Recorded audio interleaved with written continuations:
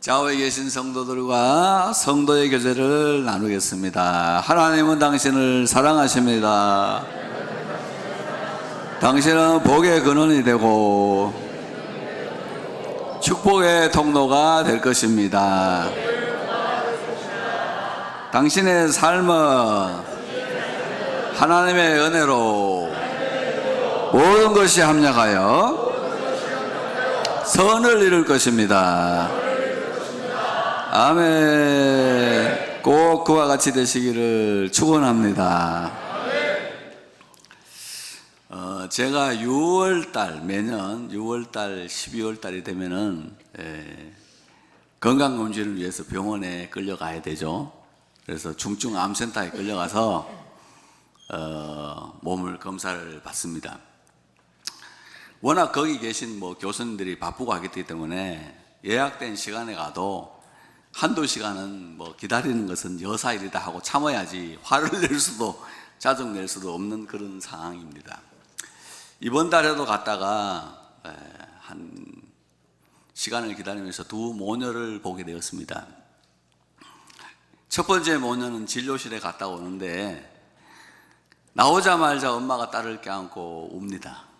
대학생 딸쯤 보이는 딸인데 아마 가슴에 중병이 든 것 같았어요. 그래서 한참을 울고 있는데 수술방 코디가 와서 이제 수술 설명해 주겠다고 데리고 이렇게 갔습니다.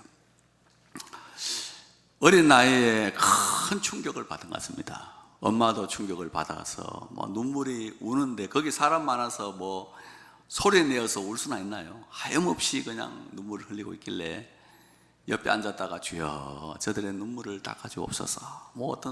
내가 아는 사람도 모르고 나도 어떤 일이 일어날지 모르는 판에 남해까지 그렇겠나 싶어도 그래도 눈물을 닦아주옵소서 기도하고 눈물 없는 세상이 오면 얼마나 좋을까 하는 간절한 기도가 있었습니다.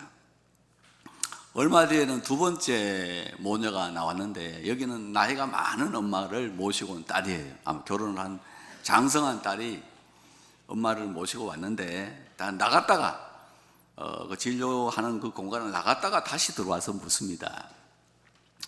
의사 선생님이 엄마가 3개월을 산다고 했는데 이 6개월 뒤에 이 건강 예약을 왜 하냐 그걸 물어본 겁니다. 그랬더니 간호사가 쌤이 하는 말이 살아계시면 오면 됩니다.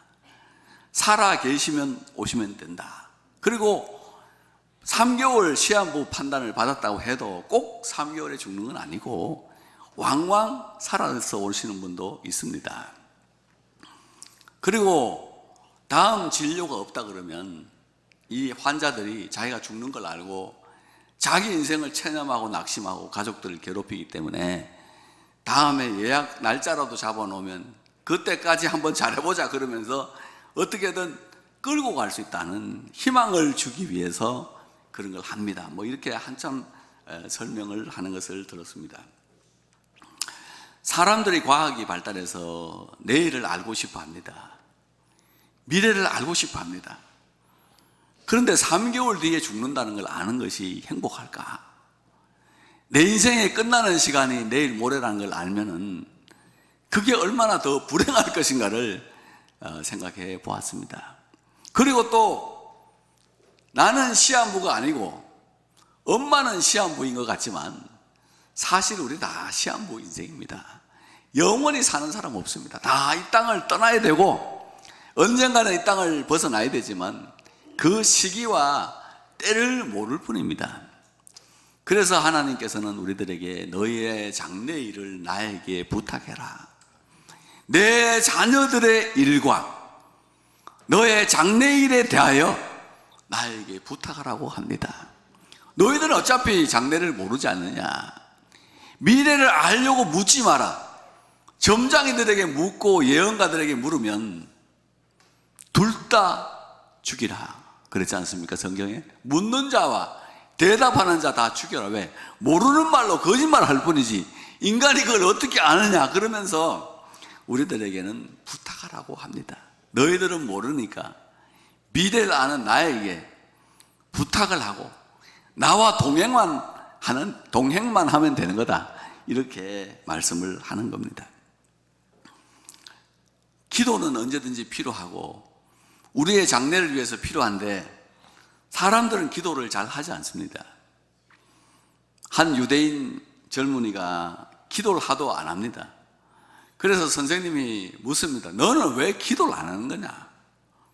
그랬더니 하나님이 내 기도를 들어준 적이 없습니다. 그래요. 무슨 기도했는데 한번 읊어보라. 중요한 거 3개만 말해라고 했더니 첫 번째가 미워하는 놈을 죽여달라고 기도했는데 아직 그 놈이 살아있습니다. 학창시절부터 지금까지 미워하는 놈이 얼마나 많은데 좀 죽여달라니까 죽여주질 않습니다. 그럼 지금 누가 밉나 했더니 저 국회의사당에 있는 저마들 다 죽었으면 좋겠다는 거예요. 국민들의 삶은 아랑곳하지 않고 맨날 싸우니까 우리나라만 싸우는 게 아닌 것 같아요. 그 나라가 그렇다는 말이에요. 그걸 다 없애버리면 좋겠다 뭐 이렇게 이야기를 하니까 선생님이 대답을 합니다. 하나님은 이미 너의 기도에 응답을 하셨다. 하나님은 나는 청부 살인업은 하지 않는다. 나는 청부 살인업자가 아니고 내가 미워하는 것을 다 죽여달라면은 사람들이 죽여달라는 부탁을 다 들으면 우리 중에 여러분 누가 살아있겠습니까 지금? 여러분 좋아하는 사람도 있지만 아무리 성실하게 살고 아무리 진실하게 살고 아무리 신실하게 살아도 싫어하는 사람 있습니다.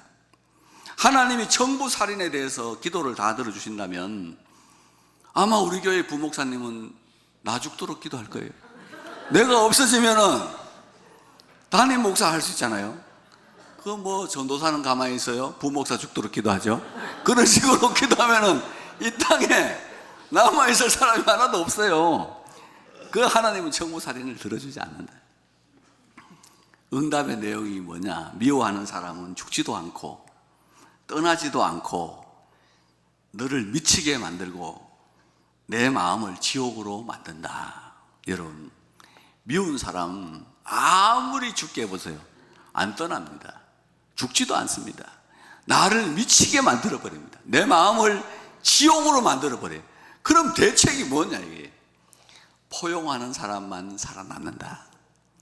용서하는 사람만 살아남을 수 있지 미워해가지고는 인생이 해결되는 게 아니다. 이렇게 선생님이 대답을 해요. 두 번째 기도는 뭐냐 그랬더니 시험 100점 맞게 해달라고 했는데 안 맞았다 이거예요. 공부 하나도 안 하고 시험 치는 날 하나님 나 100점 맞게 해주세요. 그런데 100점을 맞지 못한 걸 봐서 이건 하나님이 기도 응답해 주지 않습니다. 그래요.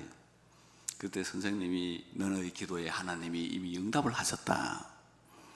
하나님은 성실한 자를 축복하시고 뿌린 대로 거둔다는 것을 너에게 알게 하지 않았느냐. 뿌리지도 않고 거둔다면 그게 도둑놈이지. 심지도 않고 거두려면 그게 도둑이지. 그게 생사람이 아니지 않느냐는 그런 이야기예요. 성실한 사람을 축복하시는 하나님. 하나님 자체가 성실하시기 때문에 성실한 사람을 축복하시고 그들의 인생을 인도해 주시는 분이 하나님이시다. 그런 이야기입니다. 저는 설교를 할 때 때로 설교를 하나님의 말씀을 전하고 싶은데 전하지 못할 때가 있어요. 근데 마태복음 성경을 읽다 보니까 너희가 깃 속에서 들은 것을 지붕 위에서 선포하고 어두운 데서 들은 것을 밝은 곳에서 선포하라는 그런 말씀이 있어요. 참 이게 무슨 말씀일까? 어두운 데서 하나님이 내 귓가에 말씀만 주면은 내가 얼마든지 전할 수 있겠다 싶은 생각이 들었는데 내용을 잘 알지를 못했어요. 근데 목회를 하고 몇 년이 지났을까요? 밤에 하나님께 나와서 설교 준비가 덜 돼요. 뭐 아무리 해도 설교 준비가 안 돼서 하나님 앞에 나와서 밤새도록 엎드려서 기도를 하고 있는데 기전에 주의 말씀이 들립니다. 이렇게 전해라. 완투소리를 이걸로 해라. 서론 본론 결론을 이걸로 하라. 그게 어느 순간부터 들리기 시작해요. 그래서 어두운 데서 받은 것을 이 밝은 데서 지붕 위에서 귀 속으로 들은 걸 전하면 그렇게 은혜로워요. 성실함에 따르는 결과를 하나님이 말씀하신 거 아닌가 그렇게 이야기를 했습니다. 생각하고 있습니다. 한 개만 더 이야기해보라 그러니까 영성과 지성과 미모를 같은 에스더와 같은 여자를 달라고 그렇게 기도해도 하나님은 내 기도를 들어주지 않습니다. 그래요. 그러니까 랍비가 하는 말이 에스더의 부인이 누구라고 돼 있냐 성경에. 에스더의 죄송합니다. 내가 이렇게 연습을 해도 또 에스더의 남편. 나 머리가 이게 어쩔 수가 없나 봐 이게 참 죄송한데 에스더의 남편이 누구였냐? 너는 왜 에스더가 영성과 지성과 미모를 갖췄다는 걸 알면서 에스더의 남편이 누구였다는 건 생각하지 않느냐? 아수에로 왕이지요. 그렇지. 그 정도 영성 가지고 미모 갖추고 지성 갖춘 사람 구하려면 왕 정도 돼야지. 네가 아수에로 왕처럼 세계 127개국을 정복하기 위해서 용맹하게 말 타고 전쟁해 본 적 있냐? 없대. 싸운 적 있어? 다른 미지의 나라를 뚫고 나가고 산악을 넘어가고 바다를 건너가면서 강을 건너면서 싸운 적 있어? 없습니다. 그거 어떡하는 말이에요? 그렇게 물으니까 에스더의 몸종이 어떻게 했냐 그렇게 대답해. 에스더의 종도 있지 않냐? 우리말로 쉽게 이야기하면 꼭 춘향이만 되냐? 향나해도 된다 이거예요. 굳이 네 주제에 뭘 그렇게 높은 걸 구하려고 하느냐? 그래서 여러분 유대인들이 이 사람의 질문에 근거해서 하나님이 들어주지 않는 기도는 자아를 착각하는 기도, 부리지도 않고 거들려는 불성실한 기도, 그리고 이 미운 사람을 죽여달라는 기도는 하나님은 들어주지 않는다 그렇게 이야기를 합니다. 오늘 본문 말씀은 성경에 응답되지 않는 4개의 기도 중에 하나입니다. 하나님이 사람이 기도했는데 응답을 안 해준 4번의 사건이 성경에 기록되어 있죠. 4대의 기도, 첫째는 모세의 기도, 둘째는 위대한 왕 다윗의 기도, 셋째는 위대한 하나님의 종 바울의 기도, 그 다음에 예수님의 기도가 성경에 응답이 안 됐습니다. 모세가 하나님 나 가나안 땅 건너가게 해주세요, 가나안 땅 좀 보게 해주세요 기도하니까 안 돼! 너는 옛날에 혈기를 부려서 내가 너에게 가나안 땅 못 들어온다고 말했지 않냐? 안 돼! 그리고 거절해버렸어요. 그게 모세의 기도입니다.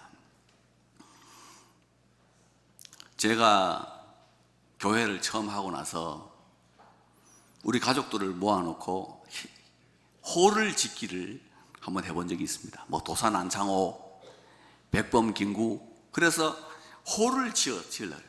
그 우리 아들이 나한테 호를 지어줬어요.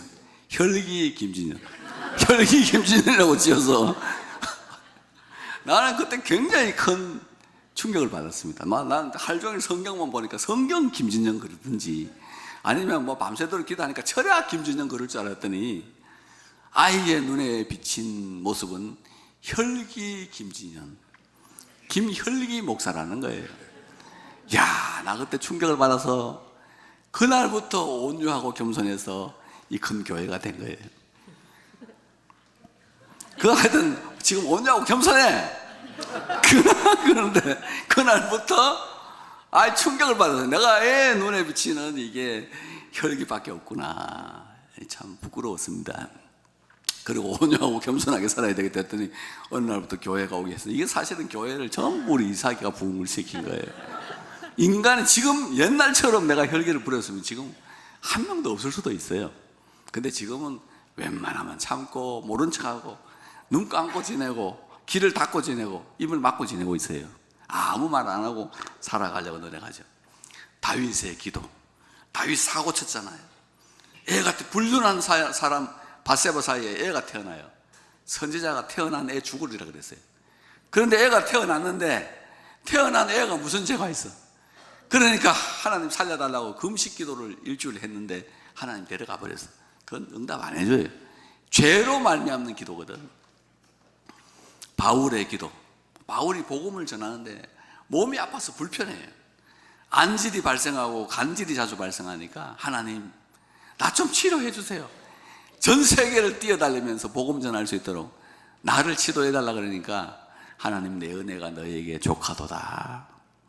네가 약한 데서 내 능력이 온전하여 짐이다 그래요. 너는 지금 약함이 불편할 수가 있지만 그 약함 때문에 너가 기도하고 나에게 매달리기 때문에 그 속에서 나의 능력이 지금 공급되고 있다. 약할 때 강함이다. 그래서 바울이 약함을 자랑하는 사도가 되었어요. 그리고 이 마지막 기도가, 하나님이 응답 안 해준 기도가 바로 겟세마네의 기도입니다. 내일 십자가를 져야 돼요. 하나님 앞에 엎드려서 기도합니다. 간절히 기도해요. 아버지여, 아버지께는 모든 것이 가능하오니 이 잔을, 이 십자가를 내게서 옮겨 주십시오. 이렇게 막 밤새도록 외쳤는데도, 3번이나 기도했는데도 기도 응답이 안 돼요. 그래서 십자가를 지셨다는 말씀이에요.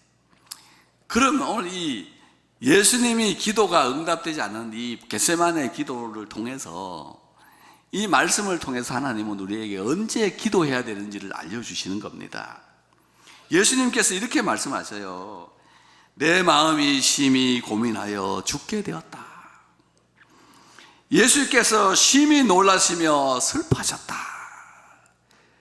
마음이 고민될 때, 마음이 죽게 될 때, 마음이 슬플 때, 놀라움이 나를 잡을 때 기도하라는 것을 알려주는 겁니다. 처음에 내 마음이 심히 고민해서 죽게 되었다. 다른 성경 읽어보면 심히 고민하며 슬퍼하며 죽게 되었다.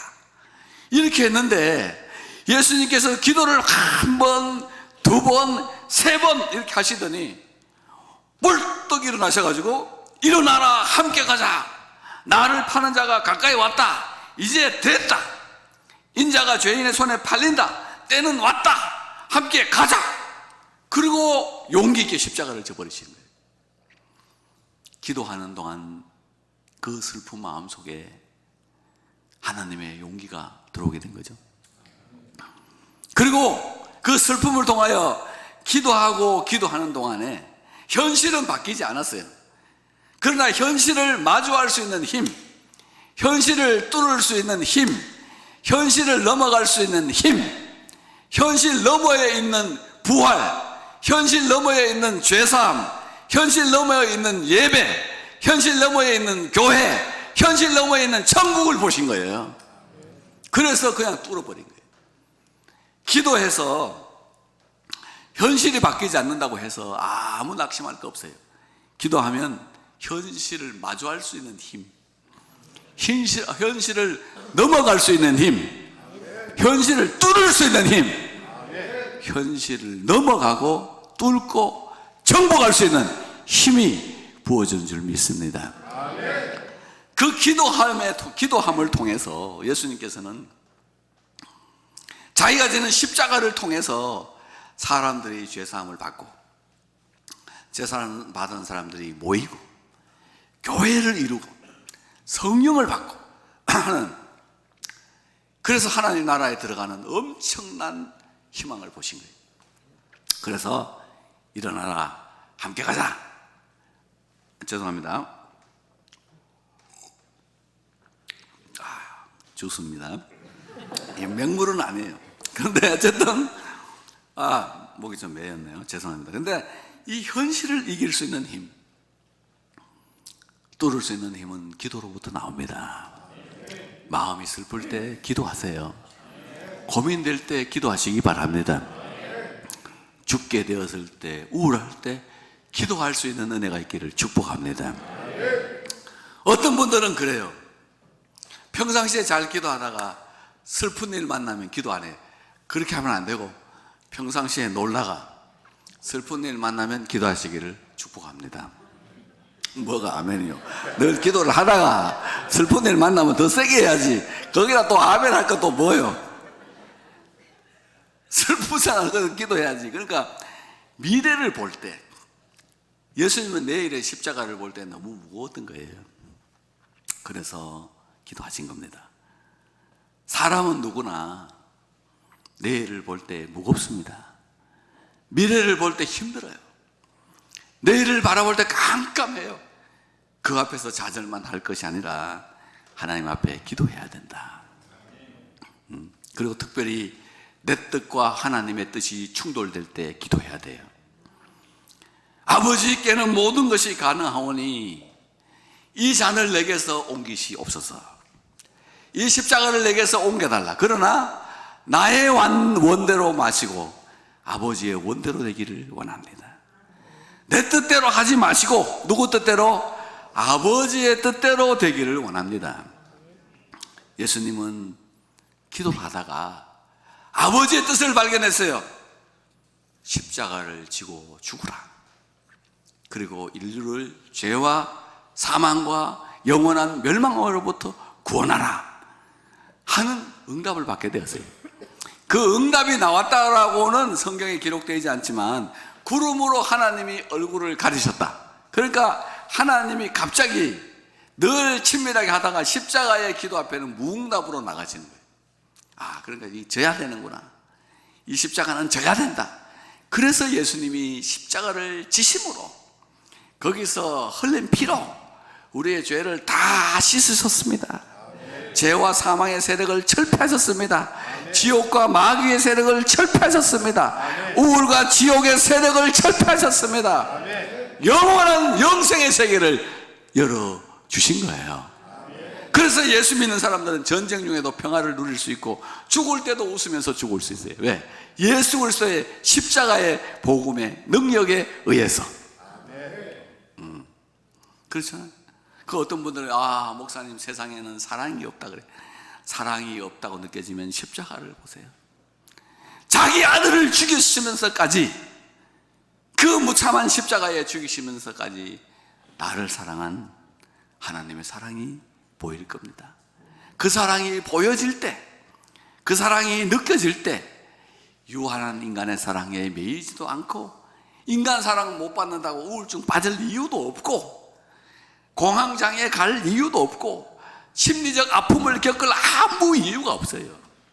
십자가의 사랑이 보일 때까지 얼마나 날 사랑하셨으면, 우리를 사랑하셨으면 자기 아들의 그 간절한 기도를 없겠느냐 하는 것, 안 들어주시겠냐, 그 생각을 해봐야 되겠다. 제가 짧은 인생을 살아오면서 항상 하나님께 기도하면은 하나님의 응답은 같았습니다. 네가 죽어라. 맨날 하나님은 내가 죽어라 이거예요. 하나님, 내가 120살까지 설교하면서 담임 목사하고 싶습니다. 네가 죽어라. 뭔 120살 같은 얼어 죽을 소리 하지 마라 제발. 네가 은퇴 안 하면 부목사들은 언제 담임 목사가 되고 네 죽기만을 기다리는데 120살까지 하면 그 어떻게 되는 거냐. 야 물러가. 잊지 마. 네가 죽어. 항상 하나님이 나한테 그런 응답을 주셔서 내가 아쉐주흥이라는 한자를 써서 내 방에 걸어놨어요. 아쉐주흥이 뭔지 알았어요? 나는 쉐하고 주는 흥하여야 하리라. 그래가지고 아쉐주흥, 뭔 일이 있어도 무조건 나는 죽어야 돼. 뭘 내가 나서서 해버리면 시끄러워지고 복잡해지니까 내가 죽으면 끝나는 거더라. 기도만 하면 하나님이 널 죽으라 자꾸 그래서 기도를 안 해요. 맨날 죽으라는 소리 맨날 나만 죽으라니. 장모님이 죽어야 되는데 내가 죽어야 되고, 이거 왜 내가 나만 죽어야 됩니까 하나님? 그럼 너가 죽어. 그게 응답이에요. 집안 시끄럽게 하지 마세요. 내가 죽으면 돼요. 사람이 죽을 때 3가지 후회한다 그러대요. 좀 더 참을 걸, 좀 더 베풀 걸, 좀 더 누리고 즐길 걸, 하다 죽는데요. 그 사람이 넘어가는 바. 제 일거리 뭐예요? 좀 더 참을 걸. 내가 조금만 죽었으면 가정도 안 깨지고 자식들도 상처 안 받고 자랐을 텐데 그걸 못 참아서 기어이 깨고 난리를 쳐야 되나 말이야. 기어이 내가 도저히 못 참겠다고 들러붙어가지고 그런 식으로 살아야 되냐. 그게 헤어지는 못하면서 꼭 고래 욕하면서 우울증 걸려서 약 먹으면서 살아야 되겠냐. 좀 더 참을 걸. 후회하지 마시고 시험 안 되려면 지금부터 기도해야 돼. 시험에 들지 않게 깨어있어 기도하라. 시험에 들지 않고 싶으면 기도하라. 여러분, 예수님은 기도를 통하여 시험을 뚫고 나가셨어요. 부활로 나가시고 영광으로 나가시고 축복으로 나가셨어요. 제자들은 기도를 안 해요. 시험으로 들어갔습니다. 예수님 3번 부인했습니다. 통곡의 시간이 기다리고 있었습니다. 눈물의 시간이 기다리고 있었습니다. 부끄러움의 시간이 기다리고 있었습니다. 예수님을 부인했다는 것 때문에 배신자라는 소리라는 참혹한 소리가 기다리고 있었을 뿐입니다. 만약에 예수님께서 부활하시고 그 제자들을 찾아가지 않았더라면 그 베드로가 지옥 갔어요. 그 제자들 다 지옥 갔습니다. 기도를 하지 않는 시대에 살고 있는데, 여러분, 기도하지 않는 이 순간이 벌써 시험으로 들어가는 순간, 이미 내가 시험 중에 들어가고 있다는 사실을 아세요. 눈물과 아픔의 시간이 기다릴 뿐이다. 기도를 하면 어떻게 돼요? 시험을 이길 겁니다. 부활이 기다리고 있을 거예요. 생각할 수 없는 하늘의 영광이 내 삶을 이끌어 갈 것입니다. 기도를 잃어버린 이 세대에서 기도를 다시 찾아서 시험을 이기고 영광스러운 생애, 축복의 생애, 하나님의 기적의 생애를 사시는 우리 성도들 되시기를 바랍니다.